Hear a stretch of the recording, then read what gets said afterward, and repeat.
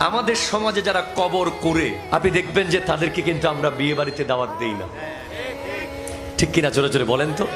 আপনি দেখবেন যে তারা মেজবানের টেবিলে লজ্জায় বসতে পারে না। আপনি দেখবেন তাদেরকে আপনি দামি দামি কমিউনিটি সেন্টারে কোনোদিন দেখবেন না। হ্যাঁ, তবে দামি দামি কবরস্থানে তাদেরকে দেখবেন। তাদেরকে দাওয়াত আপনি বিয়ে বাড়িতে না দিলেও আপনার ছেলের বিয়েতে, মেয়ের বিয়েতে, আপনার পরিবারের স্পেশাল প্রোগ্রামগুলোতে আপনি যারা কবর করে তাদেরকে দাওয়াত না দিলেও আপনি মারা গেলে সবার আগে তারাই খন্দা আর কুড়াল নিয়ে চলে যায় কবর করার জন্য, ঠিক কিনা?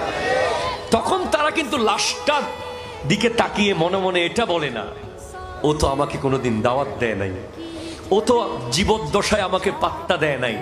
এই কথা তারা ভাবে না।